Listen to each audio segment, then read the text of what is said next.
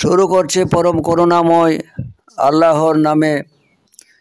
আজ আপনাদের সামনে একটি বিষয় এনেছি, বিষয়টি হলো রোজা। দেখুন, এই রোজা ফার্সি ভাষা, আরবিকে বলা হয় সিয়াম এবং বাংলায় বলা হয় সংযম।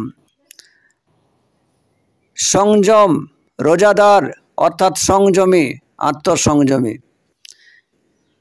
আজ আমি দুটো রোজা নিয়েই কথা বলবো, হাকিকি রোজা এবং শরীয়তি রোজা। এই শরীয়তি রোজা এবং মারফতি রোজা, দুই রোজা নিয়েই কথা বলবো।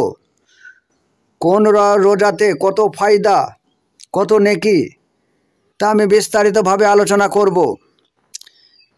দেখুন, শরীয়তি যে রোজা, একে অসম্মান করার কোনো কারণ নাই, কারণ নবী করিম সাল্লাল্লাহু আলাইহি ওয়াসাল্লাম তিনি সব থেকে বেশি বোঝেন। মানব জাতির সকলের থেকেই তিনি বেশি বোঝেন। তিনি যখন এনে দিয়েছেন, অবশ্যই এর ফায়দা তো আছেই। আমি যে ভোরের বেলায় সেহরি করছি, সারাদিন উপবাস থাকছি এবং সন্ধ্যায় বা রাতে আমি ইফতার করে রোজা ভঙ্গ করছি, এভাবেই আমরা 30টি রোজা সম্পন্ন করি। সারাদিনের যে খিদের জ্বালা, সারাদিনের যে পিপাসার জ্বালা, তা প্রত্যেকটা মুহূর্তে আমাকে মনে করিয়ে দেই আমি রোজাদার, আমার কেমন থাকা উচিত। তাই সকল ভাইয়ের কাছে আমার এটুকুই অনুরোধ, সারাদিন যে আমরা শুকিয়ে থাকছি, পানাহার থেকে, আহার থেকে বিরত থাকছি, তার সাথে সাথে আমাদেরকে বিরত থাকতে হবে সমস্ত রকমের নোংরা অন্যায় কাজ থেকে। যদি আমরা সমস্ত অন্যায়মূলক কাজ থেকে দূরে থাকতে পারি, যেমন লোভ, ক্রোধ, কাম, রাগ, মদমোহ, মাশ্চর্য, কামনা, বাসনা, এই সমস্ত যে রিপুগুলি আছে, এই রিপুগুলিকে দমন করার একটি মাস রমজান, দমন করার একটি সুযোগ এই আমাদের রোজা। কারণ প্রতিটা মুহূর্তেই আমার খিদা এবং আমার জল পিপাসা আমাকে মনে করিয়ে দেয় আমি রোজাদার, আমাকে অ্যালার্ট থাকতে হবে, আমাকে সজাগ থাকতে হবে, আমাকে সংযমী হতে হবে। তাই অবশ্যই আমাদের এই রোজা পালন করার প্রয়োজন আছে। কারণ উপবাস না থাকলে আমাদের মতো সাধারণ মানুষদের, আমরা রোজায় আছি, আমরা যে সংযমী আমাদেরকে হতে হবে। আমি কোনো অন্যায়কারী নই, আমি খাবারে ভেজাল মেশাতে পারি না, সমাজের অসামাজিকমূলক কর্ম করতে পারি না, তা আমরা ঠিক বুঝে উঠতে পারবো না। তাই নবী করিম সাল্লাল্লাহু আলাইহি ওয়াসাল্লাম 1 মাসের রোজা নিয়ে আসলেন, যাতে এই 1 মাসের রোজার শিক্ষা নিয়ে আমি 12টা মাস চালাতে পারি। এত গেল শরীয়তি রোজার ফায়দা। আরও প্রচুর ফায়দা আছে, আপনারা মাওলানা, হাফেজ, কারি তাদের কাছ থেকে জেনে নেবেন, কিংবা আপনারা জ্ঞানী মানুষ, লেখাপড়া জানেন, অনেক পুস্তকেও আপনারা পেয়ে যাবেন। আমি যাব মারফতে রোজা। এবার আমি যাব মারেফতি রোজায়। এই মারেফতি রোজা নিয়েও অনেক বিভ্রান্তি আছে। আমি শুধু এটুকুই বোঝাতে চাই আপনাদেরকে, এই মারফতি রোজা কাকে রাখাতে হয়, এই রোজায় কে থাকে, তার সঙ্গে খাবারের, পানাহার বা আহারের কোনো সম্পর্ক আছে কিনা, আপনারা জ্ঞানী মানুষ, আপনারাই বিচার করবেন। আসুন আমরা এবার দেখি মারিফতি রোজা কাকে বলে। হাসান বাসরির ছোট্ট একটি ঘটনা দিয়ে আপনাদেরকে বুঝিয়ে দেব মারিফতি রোজা কি, কেমনভাবে সেই রোজায় থাকতে হয়। এই হাসান বাসরি গুরু ছিল হযরত আলী করিমুল্লাহি ওয়াজহু। হাসান বাসরি দীক্ষা নেওয়ার পর তার তপস্যা লব্ধ জীবনের জন্য তিনি সংসার ছেড়ে চলে যান। বড় আউলিয়া, বড় সাধক হওয়ার জন্য তিনি কঠোর ধ্যানে মগ্ন থাকেন। দীর্ঘ 12 বছর তার সাধন জীবন কাটার পর যখন তার কাছে খবর হলো, যখন তিনি বুঝে গেলেন যে আমি সাধকে পরিণত হতে পেরেছি, বা আমি যে স্বার্থে, আমি যে কাজের জন্য এসেছিলাম তা আমার পরিপূর্ণ হয়েছে। তখন তিনি বাড়ি ফেরার সিদ্ধান্ত নিলেন। যখন তিনি বাড়ি ফিরছেন, মাসটি ছিল রমজান মাস। বাড়ি ফেরার পথে তিনি এসে দেখলেন গ্রামে ঢুকবেন, ঠিক ঢোকার আগের মুহূর্তেই দূরে থেকে তিনি দেখতে পেলেন গ্রামে প্রকাণ্ড এক বড় গেট, ফুলের মালা দিয়ে সাজানো। তিনি একটি অল্প বয়সের ছেলেকে জিজ্ঞেস করলেন, ফুলের মালা দিয়ে গেট সাজানো হচ্ছে, গ্রামে কি আছে আজ? ওই ছেলেটি বলল যে হাসান বাসরি বলে এক বড় সাধক আমাদের গ্রামের, তিনি কবে সাধনা তো করতে গিয়েছিলেন, আমরা তো দেখিনি, তিনি আজ বাড়ি আসবেন, তার জন্য মালা দিয়ে গেট তৈরি করা হয়েছে, তাকে সম্বর্ধনা জানানোর জন্য। হাসান বাসরি চিন্তায় পড়ে গেল। মাসটি ছিল রমজান। তিনি চিন্তায় পড়ে গেলেন যে আল্লাহ, যে রহমিকা চূর্ণ বিচূর্ণ করার জন্য আমার এই তপস্যা, আমার এই সাধনা, সেই অহমেকাকে জাগানোর ব্যবস্থাই তো গ্রামের লোক করে রেখেছে। গলায় যখন মালা পরাবে তখন তো আমার ভিতরে ওই অহমিকা আবার জেগে যাবে।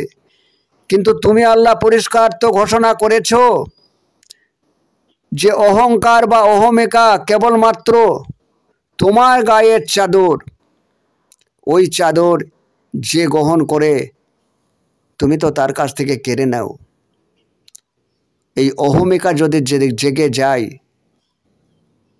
তাহলে আমি যে হাসান বাসরি 12 বছর আগে ছিলাম, আমি তো সেখানে ফিরে যাব। আল্লাহ আমাকে উপায় বলে দাও, আমি কেমনভাবে এ যাত্রায় বাঁচতে পারি। গায়েবী শব্দ হলো। আল্লাহ বলল, রমজান মাস, তুমি মুদির দোকানে যাও, রুটি সংগ্রহ করো এবং রুটি খেতে খেতে গ্রামে ঢোকো। রমজান মাসে একটি রুটি কিনে সেই রুটি খেতে খেতে গ্রামে ঢুকলেন। গ্রামের সমস্ত মানুষ যখন দেখলো হাসান বাসরি রমজান মাসে, এই পবিত্র মাসে রুটি খেতে খেতে গ্রামে ঢুকছে, তখন গ্রামের লোক সেই গেট ভেঙে চুরমার করলো, ফুলের মালা ছিঁড়ে চুরমার করলো। যে কার জন্য আমরা সাজিয়েছি, কার জন্য আমরা এত ব্যবস্থা করেছি, এত খরচা করছি, কাকে সংবর্ধনা দেব যে রমজান মাসে রুটি খেতে খেতে ঢোকে, যে রোজার সম্বন্ধে কিছুই জানে না, রোজা পর্যন্ত যে রাখেনি, তাকে কিসের সংবর্ধনা দেব? সে আল্লাহর কাছে দুহাত তুলে প্রার্থনা করলো, আল্লাহ, তুমি আমাকে আজ দারুণভাবে বাঁচিয়ে দিয়েছ। হাসান বাসরি ওই মুহূর্তে আল্লাহকে খুশি করার জন্য শুকর আদায় করলেন। দেশবাসীর কাছে, জ্ঞানীগুণী মানুষের কাছে, আধ্যাত্মিক পুরুষদের কাছে আমার এখানে প্রশ্ন থাকলো যে হাসান বাসরি রুটি খেয়ে রোজা রাখলেন না রোজা ভাঙলেন? এর উত্তর আমি দেব না, এর উত্তর আপনাদের কাছে থাকলো। শুধু আমি এটুকুই বলতে পারি, মারফতি রোজা কেবলমাত্র অন্তরে রোজা। কারণ যারা আধ্যাত্মিক নিয়ে আলোচনা করে, মারফত নিয়ে আলোচনা করে, তারা দেহের অভ্যন্তর নিয়ে আলোচনা করে। এই দেহের অভ্যন্তরে কাকে রোজা রাখাতে হয়, কাকে, কে রোজায় থাকে? মারফতি লাইনের অনেকজন বলে থাকে হাতকে রোজা রাখাতে হবে, চোখকে রোজা রাখাতে হবে, মুখকে রোজা রাখাতে হবে, পাকে রোজা রাখাতে হবে। আমার কথা হচ্ছে, এতজনকে রোজা রাখানোর দরকারটা কি আছে? আমি নিজেই যখন রোজাদার, আমি নিজেই যখন সংযত, এতজনকে রোজা রাখানোর কি দরকার আছে? আমি অর্থাৎ কর্তা, এই কর্তা নিজেই যদি সংযত থাকে, তার প্রত্যেকটা সময়, প্রত্যেকটা মুহূর্ত তিনি অ্যালার্ট, তিনি সজাগ, তিনি আল্লাহর হয়ে কাজ করছেন, সত্যের হয়ে কাজ করছেন। কখনোই তিনি বিবেক বিরোধী কোনো কাজ করেন না। সমস্ত কাজ তিনি বিবেকী হয়েই করেন। দেখুন, মা যখন তার সন্তানকে মারছে, আমরা জানি মারামারি করা, মার দেওয়া খারাপ, মার পাপ, কিন্তু মা যখন সন্তানকে মারছে, আপনারা খারাপ বলবেন? নিশ্চয়ই মা কোনো সুশাসনের জন্য ছেলেকে মারছেন। এখানে কর্তাকে, এখানে কর্তা মা। আমি এই কর্তার কথা বলছি। কর্তা কি রোজায় আছে? কর্তা কি সংযমী? কর্তা কি অ্যালার্ট? কর্তা কি আল্লাহর হয়ে কাজ করছে, বিবেকী হয়ে কাজ করছে? কর্তা কি সমাজ নিয়ে ভাবে, গোটা বিশ্ব নিয়ে ভাবে? নিজের ছোট্ট পরিসর, ছোট্ট গণ্ডির মধ্যে নিজের ছেলে মেয়ে বাপ মাকে নিয়ে শুধু পড়ে নাই তো, গোটা বিশ্ববাসীর কথা চিন্তা করে তো। 17,999 যে দুর্বল মাখলুকাত আল্লাহর সৃষ্টির আছে, তাদের প্রতি তার করুণা আছে তো, তার দয়া আছে তো। আমি এটুকুই আপনাদের কাছে প্রশ্ন রেখে গেলাম। হাসান বসরি রুটি খেয়ে রোজা ভেঙেছিলেন, না রুটি খেয়ে রোজায় ছিলেন, রোজায় রেখেছিলেন? এই প্রশ্ন বিশ্ববাসীর কাছে আমি ছুড়ে দিলাম। আশা করি আপনাদের কাছ থেকে এর উত্তর আমি পাবো। আশা করছি কমেন্টের উত্তর আমার কাছে আসবে। আজ এখান থেকেই থাক। খোদা হাফেজ।